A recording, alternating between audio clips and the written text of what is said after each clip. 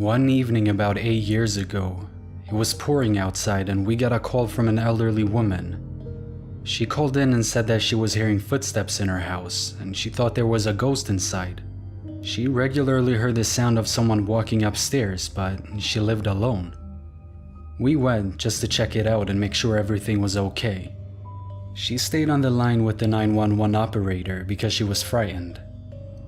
About 3 minutes after she initially called in, she said that there was actually a man standing outside in her backyard, staring at her through her sliding glass door. Petrified, the woman froze in that spot and continued to stare directly at the man. For the next minute or two, she said that he was just standing there, still as could be, staring at her. Eventually the man took off out of sight. When we arrived, about 12 minutes after the call first came in, we went to the front door. I remained in the foyer with the woman. The other officer went to the backyard to see if the man was still hiding out or if there were any traces of him. I spoke with her for several minutes until the other officer returned. He said there was no trace of anyone having been in the backyard. We set off to do a quick sweep before we left to make sure the house was all clear. In our living room, the room that the sliding glass door was in, we discovered a trail of mud and footprints inside the house.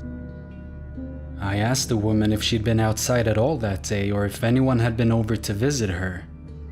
She said no, that she lived all alone and that no one had come to visit.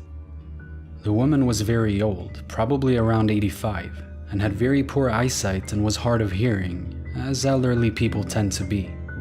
The woman obviously had seen the man's reflection and mistakenly thought he was in front of her, on the other side of the glass in her backyard. In reality, he had been standing only a few feet behind her in the same room, while she had been talking to 911. Nothing was stolen, broken, or out of place, so we don't know what his intentions were. Who knows what would have happened had she not stayed on the line with the operator.